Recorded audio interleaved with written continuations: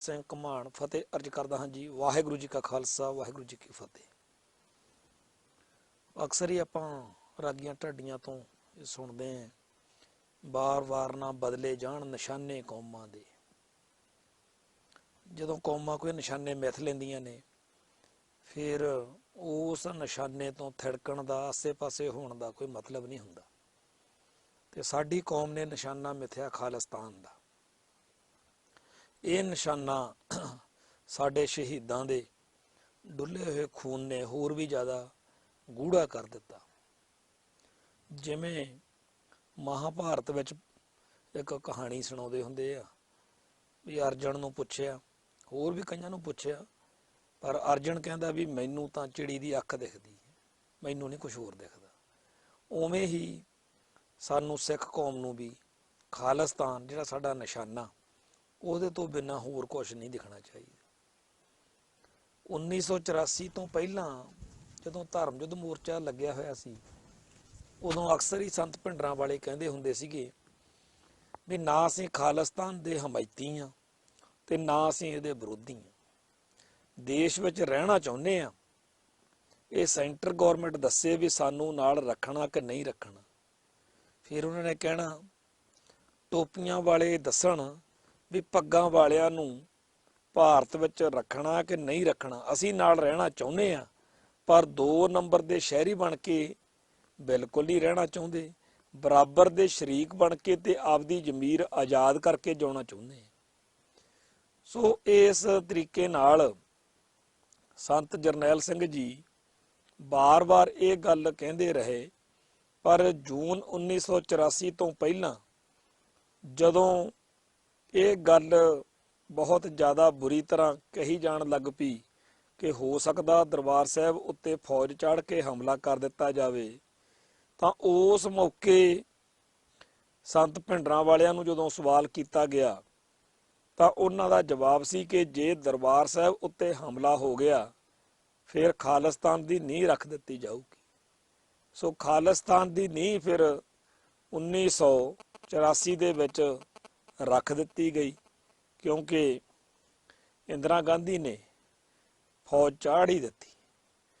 ਵੈਸੇ ਇਹ ਇਤਿਹਾਸ ਦੀ ਗੱਲ ਹੈ ਕਿ ਰਾਜ ਕਰੇਗਾ ਖਾਲਸਾ ਦੀ ਭਾਵਨਾ ਸਿੱਖਾਂ 'ਚ ਪਹਿਲੇ ਦਿਨ ਤੋਂ ਹੀ ਚੱਲਦੀ ਆ ਰਹੀ ਹੈ। ਇਹ ਕੋਈ ਨਵੀਂ ਗੱਲ ਨਹੀਂ ਹੈ। ਖਾਲਸੇ ਨੇ ਪਹਿਲਾਂ ਵੀ ਰਾਜ ਕੀਤਾ ਤੇ 1947 ਤੋਂ ਬਾਅਦ ਸਿੱਖਾਂ ਨੇ ਤਾਂ ਭਾਰਤ ਵਿੱਚ ਰਲਣ ਦਾ, ਭਾਰਤ ਵਿੱਚ ਰਹਿਣ ਦਾ ਫੈਸਲਾ ਕਰ ਲਿਆ ਸੀਗਾ। ਖਾਸ ਤੌਰ ਦੇ ਉੱਤੇ ਉਹਨਾਂ ਦਿਨਾਂ ਦੇ ਵਿੱਚ ਭਾਈ ਵੀਰ ਸਿੰਘ ਭੱਟੀ ਹੁਣਾਂ ਨੇ ਮਤਾ ਵੀ ਪਾਇਆ ਸੀ ਖਾਲਿਸਤਾਨ ਦਾ, ਸ਼੍ਰੋਮਣੀ ਕਮੇਟੀ ਨੇ ਵੀ ਮਤਾ ਪਾਇਆ ਸੀ, ਪਰ ਉਹ ਸਾਰੀ ਗੱਲ ਪਿੱਛੇ ਰਹਿ ਗਈ ਤੇ ਗੱਲ ਕੱਲੀ ਇਹ ਬਚ ਗਈ ਕਿ ਚਲੋ ਹੁਣ ਭਾਰਤ ਨਾਲ ਰਹਿਣਾ। ਪਰ ਇਹਨਾਂ ਨੇ ਹਰ ਹਰਬਾ ਵਰਤ ਕੇ ਸਿੱਖਾਂ ਨੂੰ ਯਕੀਨ ਕਰਾਇਆ ਕਿ ਤੁਸੀਂ ਤਾਂ ਬੜੀ ਵੱਡੀ ਗਲਤੀ ਕਰ ਬੈਠੇ ਹੋ ਜਿਹੜਾ ਇਸ ਮੁਲਕ ਦੇ ਵਿੱਚ ਰਹਿਣ ਦਾ ਫੈਸਲਾ ਕਰ ਲਿਆ। ਕਿਉਂ 1947 ਤੋਂ ਫੌਰਨ ਬਾਅਦ ਸਿੱਖਾਂ ਉੱਤੇ ਬੜਾ ਜ਼ੁਲਮ ਹੋਇਆ। ਉਹ ਜ਼ੁਲਮ ਜਿਹੜਾ ਸੀ ਉਹਦੀ ਗੱਲ ਸਰਦਾਰ ਕਪੂਰ ਸਿੰਘ ਜੀ ਸਾਚੀ ਸਾਖੀ 'ਚ ਵੀ ਲਿਖਦੇ ਆ, ਹੋਰ ਵੀ ਕਈ ਸਰੋਤਾਂ ਰਾਹੀਂ ਉਹ ਗੱਲ ਸਾਹਮਣੇ ਆਈ ਆ ਕਿ ਭਾਰਤ ਸਰਕਾਰ ਨੇ ਇਹ ਫੈਸਲਾ ਹੀ ਕਰ ਲਿਆ ਸੀ ਕਿ ਸਿੱਖ ਜਿਹੜੇ ਨੇ ਇਹ ਜਰਾਇਮ ਪੇਸ਼ਾ ਕੌਮ ਹੈ ਤੇ ਇਹਨਾਂ ਨੂੰ ਕਿਸੇ ਥਾਂ ਤੇ ਪੰਜਾਬ ਵਿੱਚ ਟਿਕ ਕੇ ਨਾ ਬੈਠਣ ਦਿੱਤਾ ਜਾਵੇ। ਇਹਨਾਂ ਦੀ ਕਿਤੇ ਇੱਕੋ ਥਾਂ ਦੇ ਉੱਤੇ ਆਬਾਦੀ ਇੰਨੀ ਜ਼ਿਆਦਾ ਨਾ ਹੋ ਜਾਵੇ ਤੇ ਇਹਨਾਂ ਨੂੰ ਚੰਗੀ ਤਰ੍ਹਾਂ ਤਸ਼ੱਦਦ ਕੀਤਾ ਜਾਵੇ ਤੇ ਇਹਨਾਂ ਦੇ ਉੱਤੇ ਬੇਕਿਰਕੀ ਦੇ ਨਾਲ ਜਿਹੜਾ ਹੈ ਜ਼ੁਲਮ ਕੀਤੇ ਜਾਣ, ਤਾਂ ਕਿ ਇਹਨਾਂ ਨੂੰ ਇਹ ਯਕੀਨ ਹੋ ਜਾਵੇ, ਪਤਾ ਲੱਗ ਜਾਵੇ, ਅਹਿਸਾਸ ਹੋ ਜਾਵੇ ਵੀ ਇਸ ਮੁਲਕ ਦੇ ਵਿੱਚ ਮਾਲਕ ਕੌਣ ਹੈ ਤੇ ਗੁਲਾਮ ਕੌਣ ਹੈ। ਸੋ ਸਿੱਖਾਂ ਨੂੰ ਗੁਲਾਮੀ ਦਾ ਅਹਿਸਾਸ ਕਰਾਉਣ ਦੇ ਲਈ ਜੋ ਕੁਝ ਉਸ ਸਮੇਂ ਕੀਤਾ ਗਿਆ, ਤਾਂ ਵੀ ਸਿੱਖ ਜਿਹੜੇ ਸੀਗੇ ਉਹ ਇਸ ਗੱਲ ਦੇ ਵਿੱਚ ਉਲਝੇ ਰਹੇ ਕਿ ਹੁਣ ਕਰੀਏ ਕੀ। ਇੱਕ ਮੀਟਿੰਗ ਜਿਹੜੀ ਆ 1950 ਦੇ ਲਾਗੇ, ਜਦੋਂ ਭਾਰਤੀ ਸੰਵਿਧਾਨ ਦੇ ਵਿੱਚ ਠੱਗੀ ਵੱਜੀ ਆ, ਜਦੋਂ ਸਿੱਖਾਂ ਨੂੰ ਹਿੰਦੂ ਲਿਖਿਆ, ਉਦੋਂ ਇੱਕ ਮੀਟਿੰਗ ਅਕਾਲੀ ਲੀਡਰਸ਼ਿਪ ਦੀ ਹੋਈ।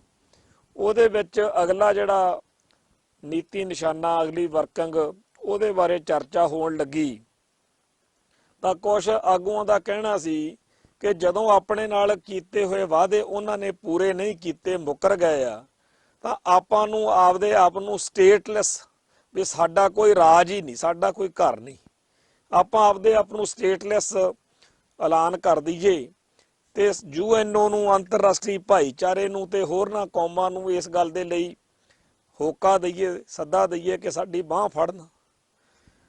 ਤੇ ਇੱਕ ਵਾਰ ਹੋ ਹੱਲਾ ਤਾਂ ਮੱਚੇ, ਪਰ ਉਸ ਮੌਕੇ ਸਿੱਖ ਲੀਡਰਸ਼ਿਪ ਦੇ ਇੱਕ ਹਿੱਸੇ ਨੇ ਕਿਹਾ ਕਿ ਦੇਖੋ ਜੀ 1947 ਵਿੱਚ ਆਪਾਂ ਗਲਤ ਫੈਸਲਾ ਲੈ ਕੇ ਇਹਨਾਂ ਲੋਕਾਂ ਨੂੰ ਨਾਲ ਲੈ ਕੇ ਐਡਾ ਵੱਡਾ ਕਤਲੇਆਮ ਹੋਇਆ, ਇੱਧਰ ਇੰਡੀਆ ਲੈ ਆਏ ਆ, ਹਿੰਦੁਸਤਾਨ ਲੈ ਆਏ, ਭਾਰਤ ਵਿੱਚ ਲੈ ਆਏ, ਤੇ ਹੁਣ ਉਹ ਆਪਣੇ ਗਲ ਪੈਣਗੇ, ਔਖਾ ਬੋਲਣਗੇ ਕਿ ਤੁਸੀਂ ਅਜੇ 3-4 ਸਾਲ ਪਹਿਲਾਂ ਤਾਂ ਕਹਿੰਦੇ ਸੀ ਇਹਨਾਂ ਨਾਲ ਰਲਣਾ, ਹੁਣ ਤੁਹਾਨੂੰ ਜਿਹੜਾ ਹੈ ਤੁਹਾਡੇ ਫੈਸਲਾ ਉਹ ਗਲਤ ਸੀਗਾ, ਤੇ ਇਹ ਕਿਵੇਂ ਮੰਨ ਲਈਏ ਕਿ ਜਿਹੜਾ ਤੁਸੀਂ ਅੱਜ ਫੈਸਲਾ ਲੈ ਰਹੇ ਹੋ ਇਹ ਠੀਕ ਆ। ਤੇ ਪਰ ਫਿਰ ਵੀ ਸਿੱਖ ਲੀਡਰਸ਼ਿਪ ਦੇ ਇੱਕ ਹਿੱਸੇ ਨੇ ਬੜਾ ਤਰੱਦਦ ਕੀਤਾ, ਬੜੀ ਇਸ ਗੱਲ ਦੇ ਉੱਤੇ ਉਹਨਾਂ ਨੇ ਦਲੀਲਬਾਜ਼ੀ ਕੀਤੀ ਕਿ ਆਪਾਂ ਨੂੰ ਜਿਹੜਾ ਜੰਗ ਦਾ ਬਿਗਲ ਉਹ ਵਜਾ ਦੇਣਾ ਚਾਹੀਦਾ। ਪਰ ਕੁਝ ਲੀਡਰਾਂ ਨੇ ਕਿਹਾ ਕਿ 1947 ਤੋਂ ਉੱਜੜ ਪੁੱਜੜ ਕੇ ਅਜੇ ਤਾਜ਼ੇ ਲੋਕ ਇੱਧਰ ਆਏ ਨੇ, 3-4 ਸਾਲ ਹੋਏ ਨੇ, ਅਜੇ ਇਹ ਪਹਿਲੋਂ ਦੇ ਪੱਟੇ ਹੀ ਤਾਬ ਨਹੀਂ ਆਏ, ਤੇ ਜੇ ਆਪਾਂ ਹੁਣੇ ਹੀ ਇਹਨਾਂ ਨੂੰ ਕਿਸੇ ਜੱਦੋ ਜਹਿਦ ਵਿੱਚ ਫਸਾਉਣਾ ਚਾਹੀਏ, ਪਾਉਣਾ ਚਾਹੀਏ ਤਾਂ ਔਖਾ ਹੋ ਜਾਊਗਾ। ਇਸ ਕਰਕੇ ਆਪਾਂ ਇਹਨੂੰ ਗੱਲ ਨੂੰ ਥੋੜਾ ਜਿਹਾ ਠਹਿਰ ਕੇ ਜੇ ਟਾਈਮ ਦੇ ਲਈਏ। ਤੇ ਉਸ ਮੌਕੇ ਇਹ ਵੀ ਗੱਲ ਚਰਚਾ ਵਿੱਚ ਆਈ, ਸਿਆਣੇ ਲੀਡਰਾਂ ਨੇ ਗੱਲ ਕਹੀ ਬਈ ਜੇਕਰ ਇੱਕ ਵਾਰੀ ਪੈਰ ਲੱਗ ਗਏ, ਜੇ ਇੱਕ ਵਾਰੀ ਟਿਕ ਕੇ ਬੈਠ ਗਏ, ਫਿਰ ਲੋਕਾਂ ਤੋਂ ਲੜ ਨਹੀਂ ਹੋਣਾ। ਹੁਣ ਅਜੇ ਇਹ ਉਜੜੇ ਪੁਜੜੇ ਨੇ, ਅਜੇ ਜ਼ਿੰਦਗੀ ਦੇ ਸਾਧਨ ਇਹਨਾਂ ਕੋਲੇ ਨਹੀਂ ਹੈਗੇ। ਜਦੋਂ ਉਹ ਸਾਰੇ ਸਾਧਨ ਆ ਗਏ ਫਿਰ ਉਹ ਇਸੇ ਸਿਸਟਮ ਦੇ ਵਿੱਚ ਰਹਿਣ ਦੇ ਆਦੀ ਹੋ ਜਾਣਗੇ, ਤਾਂ ਫਿਰ ਔਖਾ ਹੋ ਜਾਊਗਾ। ਪਰ ਗੱਲ ਦੂਜਿਆਂ ਦੀ ਹੋਈ ਮੰਨੀ ਗਈ ਕਿ ਇੱਕ ਵਾਰੀ ਇਸ ਸਿਸਟਮ ਦੇ ਵਿੱਚ ਰਹਿ ਕੇ ਥੋੜਾ ਜਿਹਾ ਪੈਰ ਆਪਾਂ ਜਮਾ ਲਈਏ। ਪਰ ਸਾਡੇ ਸਾਹਮਣੇ ਹੈ ਕਿ ਜਦੋਂ 1971 ਦੇ ਵਿੱਚ ਨਿਊਯਾਰਕ ਟਾਈਮਜ਼ ਦੇ ਵਿੱਚ ਡਾਕਟਰ ਜਗਜੀਤ ਸਿੰਘ ਚੌਹਾਨ ਨੇ ਖਾਲਿਸਤਾਨ ਦਾ ਇਸ਼ਤਿਹਾਰ ਦਿੱਤਾ, ਗੱਲ ਕੀਤੀ, ਤਾਂ ਉਹਨੂੰ ਕੌਮ ਵੱਲੋਂ ਕੋਈ ਵਧੀਆ ਰਿਸਪੌਂਸ ਨਹੀਂ ਸੀ ਆਇਆ, ਕਿਉਂਕਿ ਉਦੋਂ ਤੱਕ ਸਿੱਖ ਸਾਈਕੀ ਜਿਹੜੀ ਸੀ, ਸਿੱਖ ਮਾਨਸਿਕਤਾ, ਉਹ ਭਾਰਤੀ ਹਕੂਮਤੀ ਤੰਤਰ ਦੇ ਅਧੀਨ ਜਿਉਣਾ ਮਨਜ਼ੂਰ ਕਰਨਾ ਸਿੱਖ ਗਈ ਸੀ। ਤੇ ਐਮਰਜੈਂਸੀ ਮੌਕੇ ਜ਼ੁਲਮ ਹੋਏ ਜਾਂ ਪੰਜਾਬੀ ਸੂਬੇ ਦੌਰਾਨ ਜ਼ੁਲਮ ਹੋਏ, ਇਹਨਾਂ ਜ਼ੁਲਮਾਂ ਨੇ ਇੱਕ ਵਾਰ ਸਿੱਖਾਂ ਦੇ ਮਨਾਂ ਦੇ ਵਿੱਚ ਵਿਰੋਧ ਜਾਂ ਬਾਗੀ ਭਾਵਨਾ ਨੂੰ ਫੇਰ ਦੁਬਾਰਾ ਪ੍ਰਚੰਡਤਾ ਕਰਤਾ। ਪਰ ਇਹ ਗੱਲ ਮੰਨਣੀ ਪਊਗੀ ਕਿ 1947 ਤੋਂ ਸਾਡੇ ਤੋਂ ਇੱਕ ਬੜੀ ਵੱਡੀ ਗੜਬੜ ਹੋ ਗਈ। ਉਹ ਗੜਬੜ ਕੀ ਹੋ ਗਈ ਕਿ ਇਤਿਹਾਸ ਵਿੱਚ ਅਸੀਂ ਪਹਿਲੀ ਵਾਰ ਇਹੋ ਜਿਹੀ ਸਥਿਤੀ ਵਿੱਚ ਜਾ ਡਿਗੇ ਜਦੋਂ ਸਾਡੀ ਯੂਨੀਫਿਕੇਸ਼ਨ ਜਿਹੜੀ ਸੀ, ਜਿਹੜੀ ਇੱਕ ਮੁੱਠਤਾ ਸੀ, ਇੱਕ ਰੂਪਤਾ ਸੀ, ਉਹ ਬੜੇ ਵੱਡੇ ਸਵਾਲੀਆ ਨਿਸ਼ਾਨ ਲੱਗ ਗਿਆ। ਘੱਲੂਘਾਰੇ ਮੌਕੇ ਜਾਂ ਬਾਬਾ ਬੰਦਾ ਸਿੰਘ ਬਹਾਦਰ ਤੋਂ ਹੀ ਜੇ ਆਪਾਂ ਗੱਲ ਦੇਖੀਏ, ਬਾਬਾ ਬੰਦਾ ਸਿੰਘ ਬਹਾਦਰ ਵੇਲੇ ਪੂਰੀ ਕੌਮ ਇੱਕ ਮੁੱਠ ਸੀ, ਤੇ 1947 ਅਤੇ ਬਾਬਾ ਬੰਦਾ ਸਿੰਘ ਬਹਾਦਰ ਦੇ ਵੇਲੇ ਜ਼ਮੀਨ ਅਸਮਾਨ ਦਾ ਫਰਕ ਪੈ ਗਿਆ। ਬਾਬਾ ਬੰਦਾ ਸਿੰਘ ਬਹਾਦਰ ਵੇਲੇ ਦੁਸ਼ਮਣ ਇੱਕ ਸੀ ਤੇ ਆਪਾਂ ਸਾਰੀ ਕੌਮ ਇੱਕ ਯੂਨਿਟ ਸੀ। ਜਦੋਂ ਘੱਲੂਘਾਰਾ ਵਾਪਰਿਆ, ਚਾਹੇ ਉਹ ਪਹਿਲਾ ਘੱਲੂਘਾਰਾ ਜਿਹਨੂੰ ਆਪਾਂ ਛੋਟਾ ਘੱਲੂਘਾਰਾ ਕਾਹਨੂੰਆਣ ਦੇ ਛੰਭ ਵਾਲਾ ਕਹਿੰਦੇ, ਚਾਹੇ ਅਬਦਾਲੀ ਵਾਲਾ ਵੱਡਾ ਘੱਲੂਘਾਰਾ, ਦੁਸ਼ਮਣ ਇੱਕ ਯੂਨਿਟ ਸੀ ਤੇ ਆਪਣੀ ਸਾਰੀ ਕੌਮ ਜਿਹੜੀ ਇੱਕ ਯੂਨਿਟ ਸੀ ਉਹਦੇ ਮੁਕਾਬਲੇ ਤੇ ਇੱਕ ਮੁੱਠ ਸੀ। ਪਰ 1947 ਤੋਂ ਬਾਅਦ ਕੌਮ ਦੇ ਅੰਦਰ ਇੰਨੇ ਕੁ ਸੈਕਸ਼ਨ, ਇੰਨੀ ਕੁ ਡਿਵੀਜ਼ਨਸ ਹੋ ਗਈਆਂ ਨੇ ਕਿ ਰਹੇ ਰੱਬ ਦਾ ਨਾਂ। ਅੱਜ ਸਾਡੀ ਸਥਿਤੀ ਇੰਨੀ ਖਤਰਨਾਕ ਬਣ ਗਈ ਆ ਕਿ ਅੱਡ-ਅੱਡ ਸਿਆਸੀ ਪਿਛੋਕੜਾਂ ਕਰਕੇ, ਅੱਡ-ਅੱਡ ਜਥੇਬੰਦਕ ਢਾਂਚਿਆਂ ਕਰਕੇ, ਤੇ ਅੱਡ-ਅੱਡ ਕਾਰਨਾਂ, ਅੱਡ-ਅੱਡ ਆਧਾਰਾਂ ਕਰਕੇ, ਅੱਡ-ਅੱਡ ਪਲੇਟਫਾਰਮ ਇੰਨੇ ਕੁ ਜ਼ਿਆਦਾ ਸਾਡੇ ਕੌਮ ਦੇ ਬਣ ਗਏ ਆ ਕਿ ਹਰੇਕ ਧੜਾ ਆਪਦੇ ਆਪ ਨੂੰ ਪੂਰੀ ਕੌਮ ਸਮਝੀ ਬੈਠਾ। ਜਾਣੀ ਕਿ ਜਿਵੇਂ ਇੱਕ ਇਮਾਰਤ ਹੁੰਦੀ ਆ, ਉਸ ਇਮਾਰਤ ਦੀਆਂ ਹਰ ਇੱਕ ਇੱਟ ਦੀ ਆਪਦੀ ਇੰਪੋਰਟੈਂਸ ਹੈ, ਪਰ ਜੇਕਰ ਹਰੇਕ ਇੱਟ ਆਪਦੇ ਆਪ ਨੂੰ ਪੂਰੀ ਇਮਾਰਤ ਮੰਨਣ ਲੱਗ ਜਾਵੇ ਫਿਰ ਸਮੱਸਿਆ ਬਣ ਜਾਂਦੀ। ਉਹ ਅੱਜ ਹਾਲ ਸਾਡਾ। ਸੋ ਸਾਡੀ ਕੌਮ ਨੇ 1947 ਤੋਂ ਬਾਅਦ ਸਭ ਤੋਂ ਪਹਿਲੀ ਤੇ ਵੱਡੀ ਸੱਟ ਸਾਨੂੰ ਇਹ ਵੱਜੀ ਆ ਕਿ ਸਾਡਾ ਹੁਣ ਦੁਸ਼ਮਣ ਤਾਂ ਇੱਕ ਰੂਪ ਵਿੱਚ ਹੋ ਸਕਦਾ, ਇੱਕ ਰੂਪ ਜਿਵੇਂ ਇੰਡੀਅਨ ਸਿਸਟਮ ਸਾਡਾ ਦੁਸ਼ਮਣ, ਪਰ ਸਿੱਖ ਸਮਾਜ ਜਿਹੜਾ ਹੈ ਜਾਂ ਖਾਲਸਾ ਪੰਥ ਆ ਜਾਂ ਸਿੱਖ ਕੌਮ ਆ ਜਿਹੜੀ, ਇਹਦੇ ਇੰਨੇ ਕੁ ਜ਼ਿਆਦਾ ਹਿੱਸੇ ਹੋ ਗਏ ਨੇ ਤੇ ਬਾਹਲੀ ਵਾਰ ਇਉਂ ਲੱਗਦਾ ਹੁੰਦਾ ਕਿ ਦਿੱਲੀ ਦਰਬਾਰ ਨੂੰ ਆਪ ਕੁਝ ਕਰਾਉਣ ਦੀ ਲੋੜ ਨਹੀਂ ਹੈ। ਸਾਡੀ ਹੀ ਕੌਮ ਦਾ ਕੋਈ ਨਾ ਕੋਈ ਹਿੱਸਾ ਲੜ ਰਹੇ ਹਿੱਸੇ ਦਾ ਏਡਾ ਕੱਟੜ ਵੈਰੀ ਹੁੰਦਾ ਹੈ ਕਿ ਅਸੀਂ ਇੱਕ ਦੂਜੇ ਦੇ ਗਾਟੇ ਲਾਉਣ ਜੋਗੇ ਹੋ ਗਏ ਹਾਂ। ਜਿਹੜੇ ਕਾਂਗਰਸੀ ਸਿੱਖ ਨੇ ਉਹਨਾਂ ਨੂੰ ਜਿਹੜੇ ਅਕਾਲੀ ਦਲ ਨਾਲ ਸੰਬੰਧਿਤ ਸਿੱਖ ਸੀ, ਦੋਨਾਂ ਦਾ ਬੜਾ ਸਿਰ ਵੱਢਵਾਂ ਵੈਰ ਇੱਕ ਤਰੀਕੇ ਨਾਲ ਹੋ ਗਿਆ। ਹੈ ਦੋਨੇ ਸਿੱਖ ਸੀ। ਇਵੇਂ ਹੀ ਕਾਮਰੇਡ ਸਿੱਖ, ਇਵੇਂ ਹੀ ਹੋਰ ਅੱਡ-ਅੱਡ ਤਰ੍ਹਾਂ ਦੇ ਸਿੱਖ, ਬੜੀ ਤਰ੍ਹਾਂ ਦੇ ਸਿੱਖ ਬਣ ਗਏ। ਕਹਾਉਂਦੇ ਸਾਰੇ ਸਿੱਖ ਹੀ ਸੀ। ਇੱਕ ਸਿੱਖ ਉਹ ਸੀ ਜਿਨ੍ਹਾਂ ਨੂੰ ਅਕਾਲ ਤਖਤ ਸਾਹਿਬ ਦਾ ਢਹਿਣਾ ਜਾਂ ਇੱਥੇ ਜਿਹੜੀ ਤਬਾਹੀ ਮੱਚੀ ਉਹ ਬਾਹਲੀ ਕੋਈ ਵੱਡੀ ਗੱਲ ਨਹੀਂ ਸੀ ਲੱਗਦੀ। ਮੈਂ ਕਾਮਰੇਡ ਸਿੱਖਾਂ ਦੀ ਗੱਲ ਨਹੀਂ ਕਰ ਰਿਹਾ ਵੀ ਕੋਈ ਇਹ ਸੋਚੇ ਵੀ ਖਨੀ ਜਿਹੜੇ ਅਵਤਾਰ ਪਾਸ਼ ਵਰਗੇ ਸੀ ਜਾਂ ਕਈ ਹੋਰ ਸੀ ਜਿਨ੍ਹਾਂ ਨੂੰ ਉਸ ਦੌਰ ਵਿੱਚ ਆਪਦੇ ਹੀ ਉਹਨਾਂ ਕੋਲੇ ਲੌਜਿਕ ਸੀ ਜਿਹਦੇ ਨਾਲ ਉਹ ਸਟੇਟ ਦੀ ਵਾਇਲੈਂਸ ਨੂੰ ਜਸਟੀਫਾਈ ਕਰਦੇ ਰਹੇ। ਕਾਮਰੇਡ ਲੌਂਗ ਲਾਣੇ ਨੇ ਖਾੜਕੂਵਾਦ ਦੇ ਦੌਰਾਨ ਸਟੇਟ ਦਾ ਡਟ ਕੇ ਸਾਥ ਦਿੱਤਾ ਤੇ ਇੱਕ ਲੌਜਿਕ ਘੜ ਲਿਆ ਕਿ ਅਸੀਂ ਤਾਂ ਸਟੇਟ ਦੀ ਦਹਿਸ਼ਤਗਰਦੀ ਦਾ ਵੀ ਵਿਰੋਧ ਕਰਦੇ ਹਾਂ ਤੇ ਜਿਹੜੀਆਂ ਇਹਨਾਂ ਵੱਲੋਂ ਵਧੀਕੀਆਂ ਹੋ ਰਹੀਆਂ ਨੇ ਉਹਦਾ ਵੀ ਵਿਰੋਧ ਕਰਦੇ ਹਾਂ। ਇਵੇਂ ਹੀ ਕਾਮਰੇਡਾਂ ਨੇ ਸੁਰਖ ਰੇਖਾ ਤੇ ਹੋਰ ਕਿਤਾਬਾਂ ਮੈਗਜ਼ੀਨਾਂ ਦੇ ਰਾਹੀਂ ਸਿੱਖ ਹੱਕਾਂ ਲਈ ਲੱਗੇ ਹੋਏ ਮੋਰਚੇ ਦਾ ਤੇ ਲੜਨ ਵਾਲਿਆਂ ਦਾ ਜਿਸ ਤਰੀਕੇ ਨਾਲ ਵਿਰੋਧ ਕੀਤਾ ਵੀ ਇਹ ਤਾਂ ਜੀ ਫਿਰਕੂ ਆ, ਇਹ ਤਾਂ ਫਿਰਕੂਵਾਦ ਹੋ ਗਿਆ ਜੀ। ਤੋ ਜਿਹੜੇ ਕਾਮਰੇਡ ਸਿੱਖ ਆ ਉਹਨਾਂ ਦੀ ਗੱਲ ਛੱਡ ਕੇ ਅਸੀਂ ਜਨਰਲ ਆਮ ਉਹਨਾਂ ਲੋਕਾਂ ਦੀ ਗੱਲ ਕਰਦੇ ਆਂ ਜਿਹੜੇ ਆਪਦੇ ਆਪ ਨੂੰ ਧਰਮੀ ਕਰਮੀ ਵੀ ਕਹਾਉਂਦੇ ਆ, ਪਰ ਉਹਨਾਂ ਨੂੰ ਸੰਤ ਭਿੰਡਰਾਂ ਵਾਲਿਆਂ ਨਾਲ ਜਾਂ ਕੌਮ ਦੀ ਆਜ਼ਾਦੀ ਲਈ ਲੜਨ ਵਾਲਿਆਂ ਨਾਲ ਇੰਨੀ ਜ਼ਿਆਦਾ ਵਿਰੋਧਤਾ, ਸ਼ਰੀਕੇਬਾਜ਼ੀ ਤੇ ਇੰਨੀ ਜ਼ਿਆਦਾ ਨਫ਼ਰਤ ਹੋਈ ਕਿ ਉਹਨਾਂ ਨੂੰ ਭਾਰਤੀ ਹਕੂਮਤ ਦੀ ਫੌਜ ਦਾ ਚੜ੍ਹ ਕੇ ਆਉਣਾ ਕੋਈ ਬਾਹਲੀ ਗਲਤ ਗੱਲ ਨਹੀਂ ਜਾਪਿਆ। ਉਲਟਾ ਉਹ ਇਹ ਕਹਿਣ ਤੱਕ ਗਏ ਕਿ ਭਿੰਡਰਾਂ ਵਾਲੇ ਸੰਤਾਂ ਨੇ ਹੀ ਹਾਲਾਤ ਬਣਾਏ ਆ। ਹੱਦ ਹੋ ਗਈ। ਸਿੱਖੀ ਉੱਤੇ ਹਮਲਾ ਹੋਵੇ, ਹਮਲਾ ਦਿੱਲੀ ਦਰਬਾਰ ਕਰੇ ਤੇ ਦਿੱਲੀ ਦਰਬਾਰ ਨੂੰ ਦੁਸ਼ਮਣ ਜਾਂ ਦੁਸ਼ਟ ਜਾਂ ਦੋਸ਼ੀ ਮੰਨਣ ਦੀ ਬਜਾਏ ਆਪਾਂ ਬਹਾਨੇ ਘੜ ਕੇ ਉਹਨਾਂ ਲੋਕਾਂ ਨੂੰ ਜਿਹੜੇ ਧਰਮ ਹੇਤ ਸੀਸ ਵਾਰ ਗਏ ਨੇ ਉਹਨਾਂ ਲੜਨ ਵਾਲਿਆਂ ਨੂੰ ਗਲਤ ਠਹਿਰਾਈਏ। ਸੋ ਇਹ ਜਿਹੜਾ ਉਸ ਸਮੇਂ ਭਾਣਾ ਵਾਪਰਿਆ ਉਹ ਇੱਕ ਤਰੀਕੇ ਦੇ ਨਾਲ ਇਤਿਹਾਸ ਦਾ ਇੱਕ ਬੇਹੱਦ ਖਤਰਨਾਕ ਪ੍ਰਗਟਾਵਾ ਹੋਇਆ ਕਿ ਦਰਬਾਰ ਸਾਹਿਬ ਵਰਗੇ ਮੁਕੱਦਸ ਅਸਥਾਨ ਉੱਤੇ ਅਟੈਕ ਹੋਵੇ ਤੇ ਜਿਹੜਾ ਗਿਆਨੀ ਜੈਲ ਸਿੰਘ ਵਰਗਾ ਰਾਸ਼ਟਰਪਤੀ ਬਣਿਆ ਬੈਠਾ ਹੋਵੇ ਉਹ ਵੀ ਕਹਿੰਦਾ ਸੀ ਮੈਂ ਸਿੱਖ। ਤੇ ਇੱਕ ਸਰਦਾਰ ਜੱਸਾ ਸਿੰਘ ਆਹਲੂਵਾਲੀਆ ਸਾਡੀ ਕੌਮ ਦਾ ਸਰਮੌਰ ਜਰਨੈਲ ਹੈ ਤੇ ਉਹਦੇ ਖਾਨਦਾਨ ਦਾ ਵਾਰਸ ਗਾਂ ਦੀ ਗਾਂ, ਉਹਦੇ ਖਾਨਦਾਨ ਦਾ ਵਾਰਸ ਉਹ ਉੱਥੇ ਅਰੁਣ ਸਿੰਘ ਉਹਦਾ ਸ਼ਾਇਦ ਨਾਂ ਹੈ, ਉਹ ਜਿਹੜੀ ਰਾਜੀਵ ਗਾਂਧੀ ਦੀ ਉਹ ਟੀਮ ਬਣਾਈ ਹੋਈ ਸੀ ਜਿਹੜਾ ਦਰਬਾਰ ਸਾਹਿਬ ਉੱਤੇ ਹਮਲੇ ਦੀ ਪੂਰੀ ਨਕਲੋ ਹਰਕਤ ਉੱਤੇ ਨਜ਼ਰਸਾਨੀ ਕਰਦੀ ਸੀ ਦਿੱਲੀ ਦੇ ਵਿੱਚ ਬਹਿ ਕੇ, ਉਹਦਾ ਉਹ ਕਮਾਂਡਰ ਬਣਿਆ ਸੀ, ਉਹਦਾ ਹੈੱਡ ਬਣਿਆ ਹੋਇਆ ਸੀ। ਹੁਣ ਸਿੱਖੀ ਦੇ ਦਿਲ ਉੱਤੇ ਹਮਲਾ ਹੋਇਆ, ਸਿੱਖਾਂ ਦੇ ਸਭ ਤੋਂ ਕੇਂਦਰੀ ਅਸਥਾਨ ਉੱਤੇ ਹਮਲਾ ਹੋਇਆ ਤੇ ਉਸ ਮੌਕੇ ਸਿੱਖ ਜਗਤ ਦੀ ਹੋਈ ਇੱਕ ਇਤਿਹਾਸਕ ਸ਼ਖਸੀਅਤ ਦੇ ਵਾਰਸ ਵੱਲੋਂ ਦਿੱਲੀ ਦਰਬਾਰ ਦੀਆਂ ਉਹਨਾਂ ਘਿਨਾਉਣੀਆਂ ਚਾਲਾਂ ਦੇ ਵਿੱਚ ਸ਼ਾਮਲ ਹੋਣਾ ਇਹ ਕਿੱਡੀ ਖਤਰਨਾਕ ਗੱਲ ਹੈ।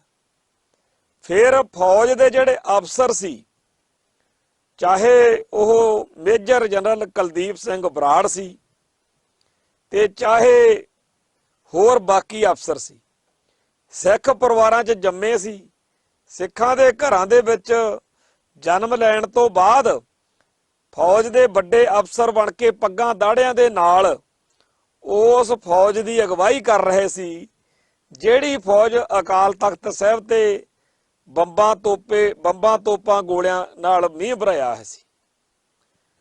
ਇਹ ਜਿਹੜੀ ਸਥਿਤੀ ਪੈਦਾ ਹੋਈ ਕਿ ਕਿਵੇਂ ਕੋਈ ਸਿੱਖ ਆਪਦੇ ਹੀ ਧਰਮ ਦੇ ਸਥਾਨ ਉੱਤੇ ਹਮਲਾ ਕਰਨ ਵਾਲੀ ਫੌਜ ਦਾ ਹਿੱਸਾ ਬਣ ਗਏ, ਕਿਵੇਂ ਕੋਈ ਸਿਆਸੀ ਅਕਾਲੀ ਕਾਂਗਰਸੀ, ਅਕਾਲੀ ਵੀ ਤੇ ਕਾਂਗਰਸੀ ਵੀ, ਕਿਵੇਂ ਇਹਨਾਂ ਨੇ ਦੁਸ਼ਮਣ ਨੂੰ ਤਾਂ ਠੀਕ ਸਮਝਿਆ ਪਰ ਆਪਦੇ ਧਰਮ ਲਈ ਜੂਝਣ ਵਾਲਿਆਂ ਨੂੰ ਗਲਤ ਮੰਨਿਆ। ਅੱਜ ਤੱਕ ਵੀ ਬਾਦਲ ਦਲ ਜਾਂ ਕਾਂਗਰਸ ਦੇ ਲੀਡਰ ਆ ਜਿਹੜੇ, ਉਹਨਾਂ ਨੂੰ ਜਦੋਂ ਮਰਜ਼ੀ ਪੁੱਛ ਲਓ, ਉਹ ਇੰਡੀਅਨ ਸਟੇਟ ਨੂੰ ਘੱਟ ਤੇ ਸਿੱਖਾਂ ਨੂੰ ਵੱਧ ਦੋਸ਼ੀ ਮੰਨਦੇ। ਇਹੋ ਜਿਹੇ ਮਾਹੌਲ ਦੇ ਵਿੱਚ ਜਿਹੜੇ ਲੋਕਾਂ ਨੇ 1984 ਤੋਂ ਬਾਅਦ ਸਿੱਖ ਸੰਘਰਸ਼ ਦਾ ਮੂੰਹ ਮੱਥਾ ਸਵਾਰਿਆ, ਉਹ ਸਾਰੇ ਫਿਰ ਖਾਲਿਸਤਾਨ ਦੇ ਰਾਹ ਪੈ ਗਏ। ਖਾਲਿਸਤਾਨ ਦੀ ਗੱਲ ਐਵੇਂ ਨਹੀਂ ਚੱਲੀ।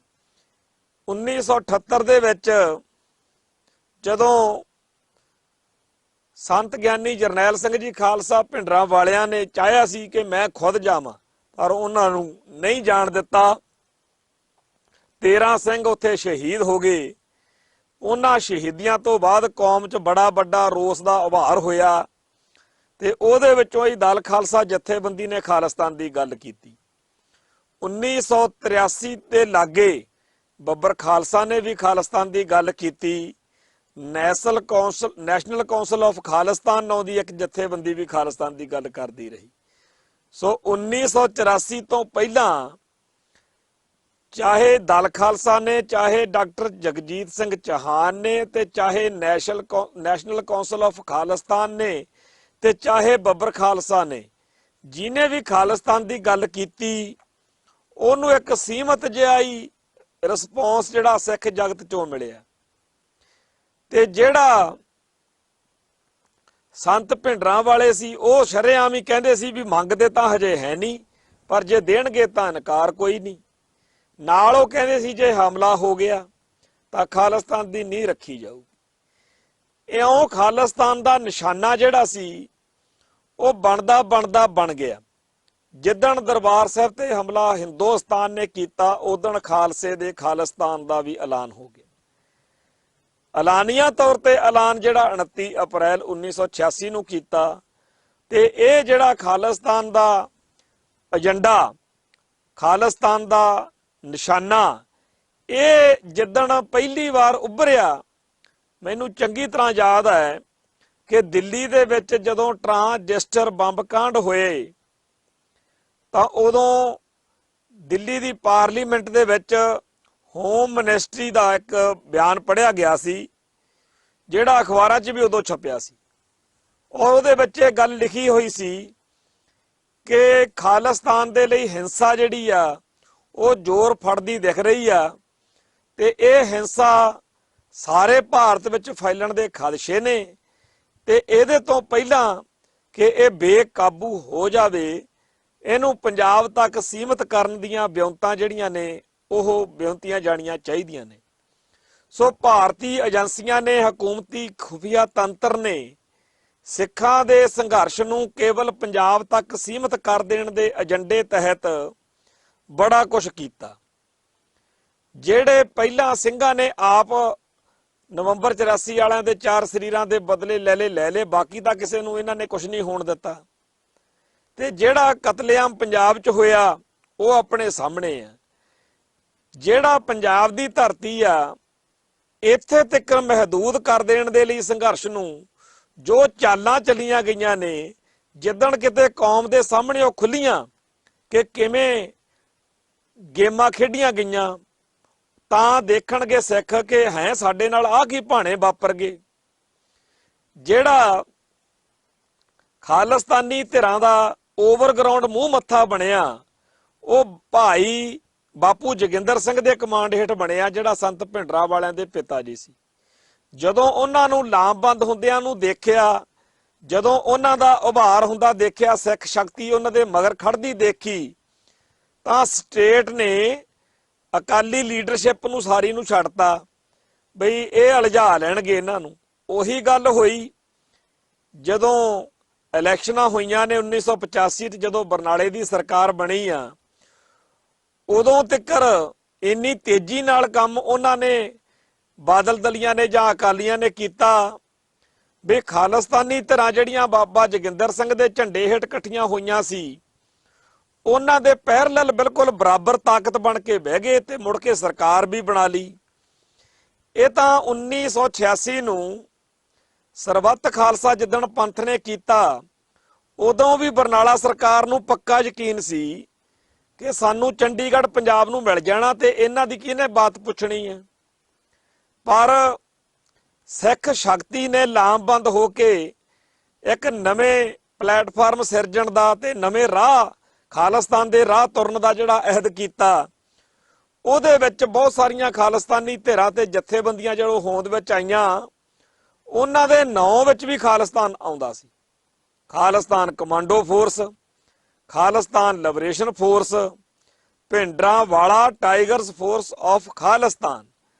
ਤੋਂ ਖਾਲਿਸਤਾਨ ਦੇ ਨਿਸ਼ਾਨੇ ਨੂੰ ਜਿੰਨਾ ਸਿੱਖਾਂ ਦੇ ਡੁੱਲੇ ਹੋਏ ਲਹੂ ਨੇ ਗੂੜਾ ਕੀਤਾ, ਓਨਾ ਹੀ ਜ਼ਿਆਦਾ ਇੰਡੀਅਨ ਸਟੇਟ ਨੇ ਮਿਥ ਲਿਆ ਕਿ ਇਹ ਸਿੱਖਾਂ ਕੋਲੋਂ ਏਜੰਡਾ ਛੁਡਵਾਉਣਾ ਵਾ। ਸਾਰੀ ਪੰਥ ਨੂੰ, ਸਾਰੀ ਸੰਗਤ ਨੂੰ ਯਾਦ ਹੋਣਾ ਚਾਹੀਦਾ ਹੈ ਕਿ 13 ਅਪ੍ਰੈਲ 1988 ਨੂੰ ਜਦੋਂ ਭਾਈ ਜਸਵੀਰ ਸਿੰਘ ਰੋਡੇ ਬਤੌਰ ਜਥੇਦਾਰ ਪਹਿਲੀ ਵਾਰ ਤਖਤ ਸ੍ਰੀ ਦਮਦਮਾ ਸਾਹਿਬ ਵਿਸਾਖੀ ਦੇ ਸਮਾਰੋਹ ਮੌਕੇ ਬੋਲੇ ਆ, ਤਾਂ ਉਸ ਮੌਕੇ ਖਾਲਿਸਤਾਨ ਦੇ ਲਫ਼ਜ਼ ਦੀ ਥਾਂ ਪੂਰਨ ਆਜ਼ਾਦੀ ਅੱਖਰ ਲਿਆਂਦਾ ਗਿਆ ਸੀ। ਪੂਰਨ ਆਜ਼ਾਦੀ ਅੱਖਰ ਉਦਣ ਬਾਹਲਿਆਂ ਲੋਕਾਂ ਨੂੰ ਨਹੀਂ ਓਡੀ ਵੱਡੀ ਗੱਲ ਲੱਗਿਆ ਹੋਣਾ, ਪਰ ਅੱਜ ਅਸੀਂ ਚੰਗੀ ਤਰ੍ਹਾਂ ਜਾਣਦੇ ਹਾਂ। ਅਸੀਂ ਇੱਥੇ ਪੰਜਾਬ ਵਿੱਚ ਹੁਣ ਵਿਚਰਦੇ ਹਾਂ, ਇੱਥੇ ਜਿੰਨੇ ਸਿੱਖ ਨੌਜਵਾਨ ਹੁਣ ਐਕਟਿਵ ਨੇ, ਉਹਨਾਂ ਸਾਰਿਆਂ ਨੂੰ ਇੱਥੇ ਖੁਫੀਆ ਏਜੰਸੀਆਂ ਵਾਲੇ ਤੇ ਹੋਰ ਜਿਹੜੇ ਅਫਸਰਸ਼ਾਹੀ ਆ, ਉਹ ਇਸੇ ਗੱਲ ਤੇ ਹੀ ਮਨਾਉਣ ਤੇ ਲੱਗੇ ਰਹਿੰਦੇ ਆ ਕਿ ਤੁਸੀਂ ਖਾਲਿਸਤਾਨ ਨਾ ਬਾਹਲਾ ਕਰਿਆ ਕਰੋ। ਖਾਲਿਸਤਾਨ ਕਿਹਾ ਕੰਮ ਖਰਾਬ ਹੁੰਦਾ, ਤੁਸੀਂ ਹੋਰ ਜੋ ਮਰਜ਼ੀ ਕਹਿ ਲਓ, ਪਰ ਖਾਲਿਸਤਾਨ ਨਹੀਂ ਕਹਿਣਾ। ਮੈਨੂੰ ਲੱਗਦਾ ਇਹੋ ਜਿਹੀ ਗੱਲ ਹੀ, ਇਹੋ ਜਿਹੀ ਸੌਦਾ ਭਾਈ ਜਸਵੀਰ ਸਿੰਘ ਰੋਡੇ ਵੇਲੇ ਵੱਜਿਆ ਹੋਣਾ ਕਿ ਤੁਸੀਂ ਖਾਲਿਸਤਾਨ ਨਹੀਂ ਕਹਿਣਾ, ਤੁਸੀਂ ਪੂਰਨ ਆਜ਼ਾਦੀ ਕਹਿ ਲਿਓ। ਤੋ ਅੱਖਰ ਜਿਹੜਾ ਖਾਲਿਸਤਾਨ ਆ, ਇਹਦੇ ਵਿੱਚੋਂ ਜੋ ਭਾਵਨਾ ਪ੍ਰਗਟ ਹੁੰਦੀ ਆ, ਉਹ ਆਪਣੇ ਆਪ ਦੇ ਵਿੱਚ ਹੀ ਸਿੱਧੀ ਗੱਲ ਆ ਵੀ ਇਹ ਇੱਕ ਮੁਲਕ ਦੀ ਗੱਲ ਆ। ਸੋ ਸਿੱਖਾਂ ਦੇ ਇਸ ਮਸਲੇ ਦੇ ਆਲੇ ਦੁਆਲੇ, ਇਸ ਨਾਂ ਦੇ ਆਲੇ ਦੁਆਲੇ ਕਿੰਨੇ ਸਾਰੇ ਹੋਰ ਸ਼ਬਦ ਘੜ ਕੇ ਤੋਰਨਾ, ਇਹ ਬੜੀ ਵੱਡੀ ਲੋੜ ਹੈ। ਤੇ ਸਿੱਖਾਂ ਨੂੰ ਇਹ ਸਮਝ ਹੋਣੀ ਚਾਹੀਦੀ ਆ ਕਿ ਤੁਹਾਡਾ ਨਿਸ਼ਾਨਾ ਬਦਲਣ ਦੇ ਲਈ ਅੱਜ ਕੱਲ ਦੇ ਨਹੀਂ, ਬੜੇ ਲੰਮੇ ਅਰਸੇ ਤੋਂ ਯਤਨ ਹੋ ਰਹੇ ਆ। ਜਦੋਂ 1987-88 ਦੇ ਦੌਰ ਵਿੱਚ ਖਾਲਿਸਤਾਨ ਦਾ ਏਜੰਡਾ ਛੁਡਵਾਉਣ ਦੇ ਲਈ ਸਿੱਖਾਂ ਨੂੰ, ਜਾਂ ਉਹਨਾਂ ਤੋਂ ਹਿੰਦੁਸਤਾਨ ਜਿੰਦਾਬਾਦ ਕਹਾਉਣ ਦੇ ਲਈ ਵੀ ਇਲੈਕਸ਼ਨਾਂ ਕਰਵਾਉਂਦੇ ਆ, ਤੁਸੀਂ ਇਲੈਕਸ਼ਨਾਂ ਲੜ ਲਿਓ। ਇਹ ਸਾਰਾ ਕੁਝ ਜਿਹੜਾ ਚੱਲਿਆ ਐਵੇਂ ਨਹੀਂ ਚੱਲਿਆ, ਇਹਦੇ ਪਿੱਛੇ ਬੜੀ ਵੱਡੀ ਵਿਉਂਤਬੰਦੀ ਸੀ। ਕਦੇ ਪ੍ਰੋਫੈਸਰ ਦਰਸ਼ਨ ਸਿੰਘ ਦੇ ਰਾਹੀਂ, ਕਦੇ ਭਾਈ ਜਸਵੀਰ ਸਿੰਘ ਰੋਡੇ ਦਾ ਮੋਢਾ ਵਰਤ ਕੇ, ਤੇ ਕਦੇ ਸਰਦਾਰ ਸਿਮਰਨਜੀਤ ਸਿੰਘ ਮਾਨ ਹੁਣਾਂ ਨੂੰ ਜਿਹੜੀ ਇਲੈਕਸ਼ਨ 89 ਚ ਹੋਈ, 99 ਚ ਹੋਈ, ਉਹਨਾਂ ਦੇ ਰਾਹੀਂ ਅੱਡ-ਅੱਡ ਢੰਗ ਤਰੀਕਿਆਂ ਰਾਹੀਂ ਹਾਲਾਤਾਂ ਨੂੰ ਆਪਦੇ ਹੱਕ ਚ ਭੁਗਤਾ ਕੇ ਖਾਲਿਸਤਾਨ ਦਾ ਏਜੰਡਾ ਛਡਵਾਉਣ ਦੀ ਜਿੱਦਵਾ ਜਿਹੜੀ ਉਹ ਭਾਰਤੀ ਤੰਤਰ ਨੇ ਪੂਰਾ ਜ਼ੋਰ ਲਾ ਕੇ ਜਾਰੀ ਰੱਖੀ ਹੈ। ਖਾਲਿਸਤਾਨ ਅੱਖਰ ਕਹਿੰਦੇ ਛੱਡ ਦਿਓ। ਤੇ ਜਿਵੇਂ ਇਸ ਭਿਆਨਕ ਦੌਰ ਦੇ ਵਿੱਚ ਕੁਰਬਾਨੀ ਸਾਰਿਆਂ ਦੀ ਬੜੀ ਹੈ, ਮੈਂ ਕਿਸੇ ਨੂੰ ਛਟਿਆਉਂਦਾ ਨਹੀਂ, ਪਰ ਬਾਬਾ ਗੁਰਬਚਨ ਸਿੰਘ ਮਾਨੋ ਚਾਹਲ ਨੇ ਜਿਵੇਂ ਖਾਲਿਸਤਾਨ ਦੇ ਕਨਸੈਪਟ ਦੀ ਰਾਖੀ ਕੀਤੀ ਹੈ ਨਾ, ਉਹ ਬੇਮਿਸਾਲ। ਬਾਕੀ ਸਾਡੇ ਕਈ ਭਰਾਵਾਂ ਨੂੰ ਉਦੋਂ ਉਹਨਾਂ ਦਿਨਾਂ ਦੇ ਵਿੱਚ ਇਹ ਗੱਲ ਜਿਹੜੀ ਸੀ ਇੰਨੀ ਜ਼ਿਆਦਾ ਅਹਿਮ ਨਹੀਂ ਸੀ ਲੱਗਦੀ, ਤੇ ਉਹ ਇਸ ਗੱਲ ਨੂੰ ਉਸ ਤਰੀਕੇ ਨਾਲ ਸੈਂਸਿਟਿਵਲੀ ਦੇਖ ਨਹੀਂ ਸਕੇ ਜਿਹੜੇ ਸਾਡੇ ਹੋਰ ਖਾੜਕੂ ਜਥੇਬੰਦੀਆਂ ਦੇ ਜਰਨੈਲ ਸੀਗੇ। ਪਰ ਬਾਬਾ ਗੁਰਬਚਨ ਸਿੰਘ ਮਾਨੋ ਚਾਹਲ ਨੇ ਖਾਲਿਸਤਾਨ ਸ਼ਬਦ ਦੀ, ਖਾਲਿਸਤਾਨ ਦੇ ਕਨਸੈਪਟ ਦੀ, ਖਾਲਿਸਤਾਨ ਦੇ ਆਈਡੀਓਲੋਜੀ ਦੀ ਜਿਸ ਤਰੀਕੇ ਦੇ ਨਾਲ ਵਿਆਖਿਆ ਕੀਤੀ, ਇਹਦੀ ਰਾਖੀ ਕੀਤੀ, ਇਹਦੇ ਲਈ ਲਾਮਬੰਦੀ ਕੀਤੀ, ਉਹ ਕਮਾਲ ਦੀ ਗੱਲ ਹੈ। ਬਹੁਤ ਹੀ ਖੂਬਸੂਰਤੀ ਦੇ ਨਾਲ ਉਹਨਾਂ ਨੇ ਰੋਲ ਪਲੇ ਕੀਤਾ। ਔਰ ਬਾਬਾ ਗੁਰਬਚਨ ਸਿੰਘ ਮਾਨੋ ਚਾਹਲ ਦੇ ਉਸ ਦੌਰ ਦੇ ਰੋਲ ਨੂੰ ਜੇ ਇਉਂ ਸਮਝੀਏ ਵੀ ਇੱਕ ਹੱਥ 'ਚ ਗਨ ਤੇ ਦੂਜੇ ਹੱਥ ਵਿੱਚ ਉਹਨਾਂ ਨੇ ਗੁਰਬਾਣੀ ਦਾ ਸਾਰਾ ਸਿਧਾਂਤ ਕਿ ਰਾਜ ਕਰੇਗਾ ਖਾਲਸਾ, ਜਿਹੜੀ ਆਪਾਂ ਗੱਲ ਕਹਿੰਦੇ ਆ ਕਿ ਜੇ ਜੀਵੈ ਪਤ ਲੱਥੀ ਜਾਏ, ਜਾਂ ਆਪਾਂ ਕਹਿੰਦੇ ਆ ਕਿ ਫਰੀਦਾ ਬਾਰ ਪਰਾਇਆ ਵੈਸਣਾ ਸਾਈਂ ਮੁਝੇ ਨਾ ਦੇ, ਜੇ ਤੂੰ ਏਵੈ ਰਖਸੀ ਜੀਓ ਸਰੀਰੋ ਲੈ, ਕਿ ਇਹੋ ਜਿਹੀ ਜ਼ਿੰਦਗੀ ਨਾਲੋਂ ਤਾਂ ਮੌਤ ਚੰਗੀ ਆ। ਸੋ ਜਿਹੜੀ ਰਾਜ ਦੀ ਭਾਵਨਾ ਹੈ ਉਹਨੂੰ ਪ੍ਰਚੰਡ ਕਰਨ ਦਾ ਜੋ ਮੌਕਾ ਹਾਸਲ ਹੋਇਆ, ਉਹਦੇ ਵਿੱਚ ਬਾਬਾ ਮਾਨੋ ਚਾਹਲ ਨੇ ਬਹੁਤ ਵੱਡੀ ਘਾਲਣਾ ਕਾਲੀ ਤੇ ਖਾਲਿਸਤਾਨ ਦੇ ਸ਼ਬਦ ਦੇ ਖਿਲਾਫ ਚੱਲਣ ਵਾਲੇ ਫਨੋਮਨਿਆਂ ਨੂੰ ਅੱਜ ਜੇ ਗੱਲ ਕਰੀਏ ਤਾਂ ਬਹੁਤੇ ਭਰਾਵਾਂ ਨੂੰ ਉਹ ਗੱਲ ਹਜਮ ਹੀ ਨਹੀਂ ਹੋਣੀ ਕਿ ਆ ਵੀ ਕੁਝ ਵਾਪਰਿਆ। ਪਰ ਅੱਜ ਅਸੀਂ ਜਾਣਦੇ ਹਾਂ, ਮੇਰੇ ਇੱਕ ਬੇਲੀ ਨੇ, ਮਿੱਤਰ ਨੇ, ਪਿਛਲੇ ਦਿਨਾਂ ਦੇ ਵਿੱਚ ਕਿਤਾਬ ਦਾ ਟਾਈਟਲ ਸੀਗਾ ਕਿ ਉਹ ਖਾਲਿਸਤਾਨ ਦੇ ਸ਼ਹੀਦਾਂ ਬਾਰੇ ਉਹਨੇ ਕਿਤਾਬ ਲਿਖੀ ਤੇ ਇੱਥੇ ਬਹੁਤ ਵੱਡੇ ਪੱਧਰ ਤੇ ਭਾਰਤੀ ਹਕੂਮਤੀ ਤੰਤਰ ਉਹਦੇ ਦੁਆਲੇ ਇਸ ਗੱਲ ਹੀ ਹੋਇਆ ਰਿਹਾ ਕਿ ਹੋਰ ਜੋ ਮਰਜ਼ੀ ਕਰ ਲੋ, ਆ ਖਾਲਿਸਤਾਨ ਅੱਖਰ ਟਾਈਟਲ ਤੇ ਨਹੀਂ ਆਉਣਾ ਚਾਹੀਦਾ। ਸੋ ਖਾਲਿਸਤਾਨ ਸ਼ਬਦ ਕਿਉਂਕਿ ਕੌਮ ਦਾ ਨਿਸ਼ਾਨਾ ਵਾ ਤੇ ਇਹਦੇ ਆਲੇ ਦੁਆਲੇ ਬੜਾ ਕੁਛ ਅਗਲੇ ਕਰ ਰਹੇ ਨੇ। ਇਹ ਵਿਸ਼ਾ ਐਵੇਂ ਨਹੀਂ ਮੈਂ ਛੇੜ ਲਿਆ ਕਿ ਵਾਰ-ਵਾਰ ਨਾ ਬਦਲੇ ਜਾਣ ਨਿਸ਼ਾਨੇ ਕੌਮਾਂ ਦੇ। ਉਹਨਾਂ ਨੇ ਇਸ ਵੇਲੇ ਇੱਕ ਬੜੀ ਕਾਮਯਾਬੀ ਨਾਲ ਜਿਹੜੀ ਗੱਲ ਕਰ ਬੈਠੇ ਆ ਉਹ ਦੁਸ਼ਮਣ ਸਾਡਾ, ਉਹਨੂੰ ਮੈਂ ਚਰਚਾ ਕਰਾਂ ਬਈ ਇਸ ਵੇਲੇ ਜਦੋਂ ਅਸੀਂ ਲੜਦੇ ਆ, ਸਾਡੀ ਓਵਰਗਰਾਊਂਡ ਤੇ ਅੰਡਰਗਰਾਊਂਡ ਵਰਕਿੰਗ ਆ ਜਿਹੜੀ ਕੌਮ ਦੀ, ਉਹਦੇ ਵੱਲ ਧਿਆਨ ਦਈਏ ਕਿ ਬੇਸ਼ੱਕ ਅਸੀਂ ਖਾਲਿਸਤਾਨ ਜਿੰਦਾਬਾਦ ਕਹਿ ਕੇ ਲੜਦੇ ਹਾਂ। ਜਦੋਂ ਕੋਈ ਅੰਡਰਗਰਾਊਂਡ ਗਰੀਲਾ ਸਿੰਘ ਗ੍ਰਿਫਤਾਰ ਹੁੰਦਾ ਤਾਂ ਅਖਬਾਰਾਂ ਦੀ ਖਬਰ ਹੁੰਦੀ ਆ ਕਿ ਖਾਲਿਸਤਾਨੀ ਜਿਹੜਾ ਜੁਝਾਰੂ ਆ ਉਹਦੀ ਗ੍ਰਿਫਤਾਰੀ ਹੋਈ ਹੈ। ਦੂਜੇ ਪਾਸੇ ਜਦੋਂ ਓਵਰਗਰਾਊਂਡ ਸੰਘਰਸ਼ ਵਾ, ਉਹਨਾਂ ਦੇ ਵੀ ਸਾਰੇ ਜਿਹੜੇ ਮੁੱਦੇ ਹੁੰਦੇ ਨੇ ਉਹਨਾਂ ਤੇ ਧਿਆਨ ਮਾਰੋ ਵੀ ਉਹ ਕਿੰਨੇ ਕੁ ਖਾਲਿਸਤਾਨੀ ਮੁੱਦੇ ਹੁੰਦੇ ਨੇ। ਜਦੋਂ ਅਸੀਂ ਪਿਛਲੇ ਸਮਿਆਂ 'ਚ ਜੇਲ੍ਹਾਂ 'ਚ ਗਏ ਆ ਸ਼ੁਰੂ 'ਚ, ਉਦੋਂ ਸਾਰੇ ਦੇ ਸਾਰੇ ਖਾਲਿਸਤਾਨੀ ਏਜੰਡੇ ਤਹਿਤ ਜੇਲ੍ਹ ਗਏ ਹੁੰਦੇ ਸੀ। ਪਰ ਹੁਣ ਹਾਲ ਕੀ ਆ ਕਿ 2007 ਦੇ ਵਿੱਚ ਮੈਨੂੰ ਦੁਬਾਰਾ ਨਾਭਾ ਜੇਲ੍ਹ ਜਾਣਾ ਪਿਆ, 2010 'ਚ ਬਰੀ ਹੋਇਆ ਤੇ ਸਾਡੇ ਉੱਥੇ 60-70 ਕੁ ਜੁਝਾਰੂ ਸਿੰਘ ਸੀ ਨਾਭੇ ਜੇਲ੍ਹ ਦੇ ਵਿੱਚ, ਉਸ ਖਾੜਕੂਆਂ ਵਾਲੇ ਹਾਤੇ 'ਚ। ਨਾਭੇ ਉੱਥੇ ਖਾੜਕੂ ਸਿੰਘਾਂ ਲਈ ਵੱਖਰਾ ਹਾਤਾ ਬਣਾਇਆ ਹੋਇਆ।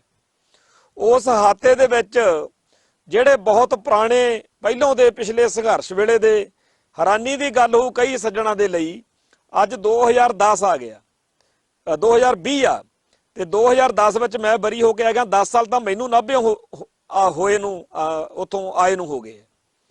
ਤੇ 1992 ਦਾ ਅੰਦਰ ਬੰਦਾ ਬਾਬਾ ਭਾਈ ਲਾਲ ਸਿੰਘ, ਜਿਹੜਾ ਉਦੋਂ ਕਾਲੀ ਦਾੜੀ ਨੌਜਵਾਨ ਸੀਗਾ, ਅੱਜ ਉਹਦੀ ਚਿੱਟੀ ਦਾੜੀ ਹੋ ਗਈ ਹੈ। 1992 ਤੋਂ ਲੈ ਕੇ ਸਨ 2000 ਤੱਕ ਦੇ 8 ਸਾਲ ਤੇ ਆ ਉੱਪਰ 20 ਸਾਲ, 28 ਸਾਲ ਹੋ ਗਏ। ਜਿਹੜਾ ਬੱਚਾ ਅੱਜ ਤੋਂ 28 ਸਾਲ ਪਹਿਲਾਂ ਉਸ ਦਿਨ ਜਿਹਦਾ ਜਨਮ ਹੋਇਆ ਹੋਵੇ ਜਦੋਂ ਭਾਈ ਲਾਲ ਸਿੰਘ ਗ੍ਰਿਫਤਾਰ ਹੋਏ ਆ, ਅੱਜ ਉਹ 28 ਸਾਲ ਦਾ ਨਿਆਣਾ ਜਵਾਨ ਹੋ ਗਿਆ ਹੋਣਾ, ਕਈਆਂ ਦਾ ਤਾਂ ਵਿਆਹ ਹੋ ਗਿਆ ਹੋਣਾ 28 ਸਾਲ ਦੇ ਅੰਦਰ, ਛੋਟੀ ਉਮਰ 'ਚ ਵਿਆਹ ਹੋ ਜਾਂਦੇ ਇੱਥੇ। ਸੋ ਜਿਹੜੇ ਸਾਡੀ ਕੌਮ ਦੇ ਯੋਧੇ 25-25, 30-30 ਸਾਲ ਦੇ ਅੰਦਰ ਨੇ, ਉਹਨਾਂ ਸਾਰਿਆਂ ਦੇ ਐਕਸ਼ਨ, ਉਹਨਾਂ ਸਾਰਿਆਂ ਦੀ ਸੋਚ ਸ਼ਕਤੀ, ਉਹਨਾਂ ਸਾਰਿਆਂ ਦਾ ਜੀਵਨ ਜਿਹੜਾ ਉਹ ਖਾਲਿਸਤਾਨ ਨੂੰ ਡਿਵੋਟਡ, ਤੇ ਅੰਦਰ ਜੇਲ੍ਹ ਦੇ ਵਿੱਚ ਉਹਨਾਂ ਨੂੰ ਕੋਈ ਦੁੱਖ ਜਿਹੜਾ ਹੈ ਉਹ ਛੇਤੀ ਕੀਤੇ ਤੰਗ ਨਹੀਂ ਕਰਦਾ। ਉਹ ਕਹਿੰਦੇ ਅਸੀਂ ਜਦੋਂ ਖਾਲਿਸਤਾਨ ਲਈ ਲੜਦੇ ਆਂ ਤਾਂ ਸਟੇਟ ਨੇ, ਸਿਸਟਮ ਨੇ ਸਾਨੂੰ ਤੰਗੀਆਂ ਤਾਂ ਦੇਣੀਆਂ ਹੀ ਨੇ। ਦੂਜੇ ਪਾਸੇ ਜਿਹੜੇ ਸਾਡੇ ਭਰਾ ਹੁਣ ਜਾਂਦੇ ਆ ਨਵੇਂ ਜੇਲ੍ਹਾਂ ਦੇ ਵਿੱਚ, ਉਹਨਾਂ ਦਾ ਬੜਾ ਔਖਾ ਹੋ ਜਾਂਦਾ। ਬੜੀ ਜਲਦੀ ਉਹਨਾਂ ਚੋਂ ਕਈਆਂ ਦੇ ਦਿਲ ਵੀ ਟੁੱਟ ਜਾਂਦੇ ਆ, ਕਿਉਂਕਿ ਉਹਨਾਂ ਨੂੰ ਜਦੋਂ ਅਸੀਂ ਪੁੱਛਿਆ ਵੀ ਤੁਸੀਂ ਕਾਹਦੇ ਲਈ ਕਿਸ ਗੱਲ 'ਚ ਜੇਲ੍ਹ 'ਚ ਆਏ ਹੋ, ਤੁਹਾਡਾ ਨਿਸ਼ਾਨਾ ਕੀ ਆ, ਤਾਂ 66 ਦੇ ਵਿੱਚੋਂ ਜਿਹੜੇ 66 ਸਿੰਘ ਸੀ, ਜਿਹੜੇ ਪੁਰਾਣੇ ਪਿਛੋਕੜ ਵਾਲੇ ਪਿਛਲੇ ਖਾੜਕੂ ਖਾਲਿਸਤਾਨੀ ਅੰਦੋਲਨ ਕਰਕੇ ਜੇਲ੍ਹ 'ਚ ਗਏ, ਉਹਨਾਂ 8-10 ਤੋਂ ਬਗੈਰ ਬਾਕੀ ਸਾਰੇ ਅਸੀਂ ਇਹ ਕਹਿਣ ਵਾਲੇ ਸੀ ਕਿ ਮੈਂ ਤਾਂ ਜੀ ਸਰਸੇ ਵਾਲੇ ਨੂੰ ਮਾਰਦਾ ਸੀਗਾ, ਮੈਂ ਭਨਿਆਰੇ ਵਾਲੇ ਨੂੰ ਮਾਰਨ ਦੀ ਯੋਜਨਾ 'ਚੋਂ ਫੜਿਆ ਗਿਆ, ਮੈਂ ਫਲਾਨੇ ਪੰਥ ਦੋਖੀ ਨੂੰ ਮਾਰਨ ਦਾ ਫਿਰਦਾ ਸੀ। ਹੱਦ ਹੋ ਗਈ। ਲੜਨਾ ਅਸੀਂ ਖਾਲਿਸਤਾਨ ਲਈ ਸੀ ਤੇ ਅਸੀਂ ਇਹ ਭੁੱਲ ਹੀ ਗਏ ਕਿ ਦੁਸ਼ਮਣ ਨੇ ਬੜੀ ਸਕੀਮ ਜੀ ਦੇ ਨਾਲ ਸਾਡੇ ਸਾਹਮਣੇ ਨਵੇਂ ਨਿਸ਼ਾਨੇ ਟਿਕਾ ਦਿੱਤੇ ਕਿ ਇਹਨਾਂ ਨਾਲ ਲੜੀ ਚੱਲੋ। ਅੱਜ ਸਾਡੀ ਕੌਮ ਖਾਲਿਸਤਾਨ ਲਈ ਨਹੀਂ ਲੜਦੀ। ਅੱਜ ਸਾਡੀ ਕੌਮ ਖਾਲਿਸਤਾਨ ਦਾ ਨਾਰਾ ਲਾਉਂਦੀ ਹੋਈ ਜਿਹੜੀ ਗੱਲ ਲਈ ਲੜ ਰਹੀ ਹੈ। ਆ ਬਰਗਾੜੀ ਮੋਰਚਾ ਲੱਗਿਆ, ਦੋਸ਼ੀਆਂ ਨੂੰ ਸਜ਼ਾਵਾਂ ਦਿਵਾਓ। ਅਸੀਂ ਇੱਕ ਵੇਲਾ ਇਹ ਸੀ ਕਿ ਖੁਦ ਇਨਸਾਫ ਕਰਦੇ ਸੀ, ਅੱਜ ਅਸੀਂ ਇਨਸਾਫ ਦੀ ਮੰਗ ਕਰਦੇ ਹਾਂ। ਅਸੀਂ ਖਾਲਿਸਤਾਨੀ ਏਜੰਡੇ ਤੋਂ ਬੜੀ ਸਕੀਮ ਨਾਲ, ਬੜੀ ਖੂਬਸੂਰਤੀ ਨਾਲ, ਬੜੀ ਮਾਸੂਮੀਅਤ ਨਾਲ ਥੜਕਾਏ ਜਾ ਰਹੇ ਹਾਂ। ਕਹਿੰਦੇ ਅਸੀਂ ਇਹ ਆ ਕਿ ਬਾਰ-ਬਾਰ ਨਾ ਬਦਲੇ ਜਾਣ ਨਿਸ਼ਾਨੇ ਕੌਮਾਂ ਦੇ, ਪਰ ਨਿਸ਼ਾਨਾ ਅਸੀਂ ਖਾਲਿਸਤਾਨ ਦਾ ਹੀ ਰੱਖਿਆ ਹੋਇਆ। ਆਪਦੇ ਮਨੋਂ ਅਸੀਂ ਖਾਲਿਸਤਾਨ ਜਿੰਦਾਬਾਦ ਹੀ ਕਹਿੰਦੇ ਆ, ਪਰ ਸਾਡੀ ਸਾਰੀ ਦੀ ਸਾਰੀ ਵਰਕਿੰਗ ਜਿਹੜੀ ਆ ਉਹ ਹਿੰਦੁਸਤਾਨ ਦੇ ਸਿਸਟਮ ਦੇ ਵੱਲ ਝੁਕਦੀ ਆ। ਅਸੀਂ ਬੜੀ ਸਕੀਮ ਜੀ ਦੇ ਨਾਲ ਭੁਗਤਾਏ ਜਾ ਰਹੇ ਆ ਆਪਦੇ ਹੀ ਏਜੰਡੇ ਦੇ ਖਿਲਾਫ। ਸਾਨੂੰ ਇਸ ਗੱਲ ਦੇ ਉੱਤੇ ਧਿਆਨ ਲਾਉਣ ਦੀ ਲੋੜ ਆ ਕਿ ਸਾਡੇ ਲਈ ਕਿੰਨੇ ਖਤਰਨਾਕ ਹਾਲਾਤ ਬਣਾਏ ਜਾ ਰਹੇ ਆ ਕਿ ਤੁਹਾਨੂੰ ਅਸੀਂ ਖਾਲਿਸਤਾਨ ਲਈ ਨਹੀਂ ਲੜਨ ਦੇਣਾ, ਤੁਹਾਨੂੰ ਅਸੀਂ ਹੋਰ ਮੁੱਦਿਆਂ ਤੇ ਲੜਾਉਣਾ। ਹੋਰ ਮੁੱਦੇ ਕਿਹੜੇ ਆ? ਕੁਝ ਇਹੋ ਜਿਹੇ ਬੰਦੇ ਉਭਾਰ ਦਿਓ, ਕੁਝ ਇਹੋ ਜਿਹੇ ਮੁੱਦੇ ਉਭਾਰ ਦਿਓ, ਕੁਝ ਇਹੋ ਜਿਹੇ ਸੰਵੇਦਨਸ਼ੀਲ ਇਸ਼ੂ ਪੈਦਾ ਕਰ ਦਿਓ ਜਿਨ੍ਹਾਂ ਉੱਤੇ ਸਾਡੀ ਸਾਰੀ ਉਹ એનર્ਜੀ ਜਿਹੜੀ ਖਾਲਿਸਤਾਨ ਲਈ ਲੱਗਣੀ ਸੀ ਉਹ ਇੱਥੇ ਖਰਚ ਹੋ ਜਾਵੇ। ਹੁਣ ਕਦੇ ਅਸੀਂ ਸੂਰੀ ਵਰਗੇ 2 ਟਕੇ ਦੇ ਗੁੰਡੇ ਦੇ ਦੁਆਲੇ ਹੋਏ ਹੁੰਨੇ ਆ, ਸਾਡੀ ਸਾਰੀ ਸਿੱਖ ਸ਼ਕਤੀ ਨੂੰ ਉਸ ਮੌਕੇ ਇਹ ਲੱਗਦਾ ਕਿ ਇਹਨੂੰ ਕਾਬੂ ਕਰਨਾ ਹੀ ਬਹੁਤ ਵੱਡੀ ਗੱਲ ਆ। ਕਦੇ ਸਾਡੇ ਕਿਸੇ ਸਿੱਖ ਬੱਚੇ ਦੇ ਕਕਾਰਾਂ ਦੀ ਬੇਅਦਬੀ ਕਰ ਦਿੰਦੇ ਆ ਕਿ ਤੇਰੀ ਦਸਤਾਰ ਨਹੀਂ ਮਨਜ਼ੂਰ, ਤੂੰ ਕੜਾ ਪਾਇਆ, ਤੂੰ ਕਿਰਪਾਨ ਪਾਈ ਆ ਤੇ ਤੂੰ ਪ੍ਰੀਖਿਆ ਦੇ ਵਿੱਚ ਐਗਜ਼ਾਮੀਨੇਸ਼ਨ ਸੈਂਟਰ 'ਚ ਤੈਨੂੰ ਵੜਨ ਨਹੀਂ ਦੇਣਾ। ਇਦਾਂ ਦਾ ਕੋਈ ਮਸਲਾ ਆ ਜਾਂਦਾ। ਥੋੜੇ ਦਿਨ ਹੋਏ ਕੇਰਲਾ ਦੇ ਵਿੱਚ ਪਰਸੋਂ ਚੌਥੇ ਸਾਡੇ ਇੱਕ ਨੌਜਵਾਨ ਬੱਚੇ ਨੇ ਖੁਦਕੁਸ਼ੀ ਹੋਈ ਕਰ ਲਈ, ਇੰਨਾ ਉਹ ਜਲੀਲ ਹੋਇਆ, ਇੰਨਾ ਤੰਗ ਕੀਤਾ ਉਹਨੂੰ। ਇਹ ਜਿਹੜੇ ਮੁੱਦੇ ਆ ਸਾਡੇ ਸਾਹਮਣੇ ਲਿਆ ਕੇ ਸਾਨੂੰ ਜਾਣ ਬੁੱਝ ਕੇ ਤੰਗ ਪਰੇਸ਼ਾਨ ਕਰਨ ਦੇ ਲਈ ਰੱਖੇ ਜਾਂਦੇ ਆ। ਜਿਵੇਂ ਸਾਡੇ ਬਹੁਤ ਸਾਰੇ ਗੁਰਧਾਮਾਂ ਦੇ ਉੱਤੇ ਕਬਜ਼ਾ ਕਰ ਲਿਆ। ਕਸ਼ਮੀਰ ਦੇ ਵਿੱਚ ਗੁਰਦੁਆਰਾ ਮਟਨ ਸਾਹਿਬ, ਜਿੱਥੇ ਸੇਖ ਬ੍ਰਹਮਦੱਤ ਦੇ ਨਾਲ ਪਹਿਲੇ ਪਾਤਸ਼ਾਹ ਦੀ ਵਾਰਤਾਲਾਪ ਹੋਈ ਤੇ ਉਹ ਗੁਰੂ ਘਰ ਦਾ ਸੇਵਾਦਾਰ ਬਣਿਆ, ਉਹਦੇ ਪਰਿਵਾਰ ਦੇ ਵਿੱਚੋਂ ਪੰਡਤ ਕਿਰਪਾ ਰਾਮ ਦੱਤ ਉਹ ਸ਼ਖਸੀਅਤ ਨੇ ਜਿਹੜੇ ਕਸ਼ਮੀਰੀ ਪੰਡਤਾਂ ਨੂੰ ਨਾਲ ਲੈ ਕੇ ਗੁਰੂ ਘਰ ਦੇ ਵਿੱਚ, ਗੁਰੂ ਦਰਬਾਰ ਦੇ ਵਿੱਚ ਪੇਸ਼ ਹੋਏ ਸੀ। ਉਹ ਪੰਡਤ ਕਿਰਪਾ ਰਾਮ ਦੱਤ ਜਿਹੜਾ ਸਿੰਘ ਸੱਜ ਕੇ ਗੁਰੂ ਦੇ ਲੇਖੇ ਲੱਗਿਆ, ਸ਼ਹਾਦਤ ਦਿੱਤੀ ਹੈ ਸਿੰਘ ਸੱਜ ਕੇ, ਉਸ ਮਟਨ ਦਾ ਸਥਾਨ ਜਿਹੜਾ ਸਾਡਾ ਉਹ ਸਿੱਖਾਂ ਦਾ ਸਥਾਨ ਆ, ਉੱਥੇ ਗੁਰਦੁਆਰਾ ਸਾਹਿਬ ਬਣਿਆ ਸੀ, ਉਹ ਬ੍ਰਾਹਮਣਵਾਦੀਆਂ ਨੇ ਦੱਬ ਲਿਆ। ਉਹਨਾਂ ਨੂੰ ਸਭ ਪਤਾ ਵੀ ਗਲਤ ਵਾ, ਉਹਨਾਂ ਨੂੰ ਇਹ ਵੀ ਪਤਾ ਗੁਰਦੁਆਰਾ ਡਾਂਗਮਾਰ ਦੱਬਿਆ ਸੀ, ਗਲਤ ਦੱਬਿਆ ਹੋਇਆ। ਉਹਨਾਂ ਨੂੰ ਪਤਾ ਕਿ ਗੁਰਦੁਆਰਾ ਗਿਆਨ ਗੋਦੜੀ ਅਸੀਂ ਗਲਤ ਦੱਬੀ ਬੈਠੇ ਹਾਂ। ਉਹਨਾਂ ਨੂੰ ਪਤਾ ਕਿ ਪੁਰੀ ਦੇ ਗੁਰਦੁਆਰੇ ਦੇ ਵਿੱਚ ਅਸੀਂ ਗਲਤ ਵਾਂ। ਉਹਨਾਂ ਨੂੰ ਪਤਾ ਹੈਗਾ ਕਿ ਅਸੀਂ ਗਵਾਲੀਅਰ ਦੇ ਗੁਰਦੁਆਰੇ ਦਾ ਮੰਦਰੀਕਰਨ ਕਰਕੇ ਗਲਤ ਕੀਤਾ। ਪਰ RSS ਜੋ ਕੁਝ ਕਰ ਰਹੀ ਆ ਜਾਂ ਹੋਰ ਇਹ ਸਾਰਾ ਕੁਝ ਕੀ ਆ ਕਿ ਅਸੀਂ ਖਾਲਿਸਤਾਨ ਲਈ ਨਾ ਲੜ ਸਕੀਏ, ਅਸੀਂ ਇਹਨਾਂ ਮੁੱਦਿਆਂ ਤੇ ਹੀ ਲੜਦੇ ਰਹੀਏ। ਤੇ ਐਵੇਂ ਹੀ ਸਾਨੂੰ ਦੇ ਦਿੱਤੇ ਗਏ ਸਰਸੇ, ਬਿਆਸ, ਭਨਿਆਰੇ, ਨੂਰ ਮਹਿਲਾਂ, ਬਿਆਸ ਤੇ ਫਲਾਨੇ, ਇਹ ਜਿਹੜੇ ਸਾਧ ਬਾਬੇ, ਇਹ ਜਿਹੜਾ ਸਾਰਾ ਕੁਝ ਚੱਲ ਰਿਹਾ, ਇਹਦੇ ਵਿੱਚ ਸਾਡੇ ਲਈ ਇਹੋ ਜਿਹੇ ਹਾਲਾਤ, ਜੇ ਕੋਈ ਚਾਹਵੇ ਵੀ, ਜੇ ਕੋਈ ਸਿਆਣਪ ਕਰੇ ਕਿ ਅੱਜ ਤੋਂ ਬਾਅਦ ਮੇਰੀ ਲੜਾਈ ਖਾਲਿਸਤਾਨ ਲਈ ਆ, ਕਿਉਂਕਿ ਇਹ ਸਾਰੇ ਮੁੱਦੇ ਤਾਂ ਉਦਣ ਆਪਣੇ ਆਪ ਹੀ ਹੱਲ ਹੋ ਜਾਣੇ ਆ। ਸਰਸੇ ਵਾਲੇ ਨੇ, ਬਿਆਸ ਵਾਲੇ ਨੇ, ਭਨਿਆਰੇ ਵਾਲੇ ਨੇ ਜਾਂ ਹੋਰ ਸਾਰਿਆਂ ਨੇ, ਇਹਨਾਂ ਸਾਰੇ ਐਂਟੀ ਪੰਥਕ ਵਰਤਾਰਿਆਂ ਨੇ ਉਸੇ ਦਿਨ ਹੀ ਖਤਮ ਹੋ ਜਾਣਾ ਜਦੋਂ ਖਾਲਿਸਤਾਨ ਬਣ ਗਿਆ। ਤੋਂ ਪਹਿਲਾਂ ਆਪਾਂ ਤਾਕਤ ਹੱਥ ਚ ਲਈਏ, ਖਾਲਿਸਤਾਨ ਸਿਰਜੀਏ। ਜੇ ਕੋਈ ਇਹ ਡਿਸਾਈਡ ਕਰ ਲਵੇ ਬਈ ਮੈਂ ਨਹੀਂ ਜੀ ਸੂਰੀ ਭਰੂਰੀ ਦੇ ਮਗਰ ਪੈਣਾ, ਮੈਂ ਤਾਂ ਖਾਲਿਸਤਾਨ ਦੀ ਲੜਾਈ ਲੜਨੀ ਹੈ, ਮੈਂ ਤਾਂ ਨਹੀਂ ਜੀ ਨਿੱਕੇ ਮਸਲਿਆਂ 'ਚ ਉਲਝਣਾ, ਮੈਂ ਤਾਂ ਖਾਲਿਸਤਾਨ ਲਈ ਲੜਨੀ ਹੈ, ਤਾਂ ਉਹਦਾ ਵੀ ਉਹਨੂੰ ਘੇਰ ਕੇ ਇਹੋ ਜਿਹੀ ਬਿਰਤੀ ਵਾਲੇ ਨੂੰ ਕਿ ਤੂੰ ਚੱਲਿਆ ਕਿੱਥੇ ਆ, ਤੈਨੂੰ ਇੱਥੇ ਹੀ ਉਲਝਾਉਣਾ। ਏਡੇ ਭਿਆਨਕ ਤੇ ਭੈੜੇ ਕੰਮ ਕਰਵਾ ਰਹੀ ਆ ਸਟੇਟ, ਜਿਹੜੀਆਂ ਆ ਬੇਅਦਬੀਆਂ ਹੋ ਰਹੀਆਂ ਨੇ। ਹੁਣ ਜਦੋਂ ਸਿੱਖਾਂ ਦਾ ਕੋਈ ਬੱਚਾ ਕੌਮ ਲਈ ਓਵਰਗਰਾਊਂਡ ਜਾਂ ਅੰਡਰਗਰਾਊਂਡ ਜਿਹੜੇ ਵੀ ਤਰੀਕੇ ਨਾਲ ਉਹ ਸਰਗਰਮ ਹੋਣਾ ਚਾਹੁੰਦਾ, ਉਹਦੇ ਲਈ ਇਹੀ ਹੁੰਦਾ ਕਿ ਬੇਅਦਬੀ ਦੇ ਦੋਸ਼ੀਆਂ ਨੂੰ ਸਜ਼ਾਵਾਂ ਦੇਣੀਆਂ। ਮੈਂ ਤਾਂ ਸੋ ਜਿਹੜੀ એનર્ਜੀ ਕੌਮ ਦੇ ਨਿਸ਼ਾਨੇ ਦੀ ਪੂਰਤੀ ਲਈ ਲੱਗਣੀ ਸੀ, ਉਹ ਸਾਡੇ ਸਾਹਮਣੇ ਉਹਨਾਂ ਨੇ ਨਵੇਂ ਵਿਸ਼ੇ ਦੇ ਦਿੱਤੇ। ਹੁਣ ਅਸੀਂ ਖਾਲਿਸਤਾਨ ਜਿੰਦਾਬਾਦ ਦਾ ਨਾਰਾ ਲਾਉਂਦੇ ਹੋਏ ਜਿਸ ਵਰਕਿੰਗ ਦਾ ਹਿੱਸਾ ਬਣਦੇ ਆ, ਉਹ ਖਾਲਿਸਤਾਨੀ ਵਰਕਿੰਗ ਨਹੀਂ ਹੈ। ਉਹ ਵਰਕਿੰਗ ਪੰਥਕ ਹੋ ਸਕਦੀ ਆ, ਕੌਮੀ ਹੋ ਸਕਦੀ ਆ, ਉਹਦੇ ਵੀ ਉਹ ਮੁੱਦਿਆਂ ਦੀ ਵੀ ਲੋੜ ਹੋ ਸਕਦੀ ਆ, ਪਰ ਉਹਨਾਂ ਮੁੱਦਿਆਂ ਤੇ, ਉਹ ਕੌਮ ਦੇ ਮੁੱਦੇ ਨੇ, ਉਹਨਾਂ ਮੁੱਦਿਆਂ ਦੇ ਉੱਤੇ ਤਾਂ ਸਾਰੀ ਕੌਮ ਨੂੰ ਲੜਨਾ ਚਾਹੀਦਾ। ਜਿਹੜੇ ਕਾਂਗਰਸੀ ਸਿੱਖ ਨੇ, ਭਾਜਪਾਈ ਸਿੱਖ ਨੇ, ਕਾਮਰੇਡ ਸਿੱਖ ਨੇ, ਬਾਦਲ ਦਲ ਵਾਲੇ ਸਿੱਖ ਨੇ, ਮਿਸ਼ਨਰੀ ਸਿੱਖ ਨੇ, ਫਲਾਨੇ ਸਿੱਖ, ਧਮਕਾਨੇ ਸਿੱਖ, ਇਹ ਸਾਰੇ ਸਿੱਖਾਂ ਦੀ ਉਹ ਮੁੱਦਿਆਂ ਤੇ ਜੰਗ ਹੋਣੀ ਚਾਹੀਦੀ ਹੈ, ਲੜਨਾ ਚਾਹੀਦਾ ਉਹਨਾਂ ਨੂੰ ਵੀ ਇਹ ਗਲਤ ਆ।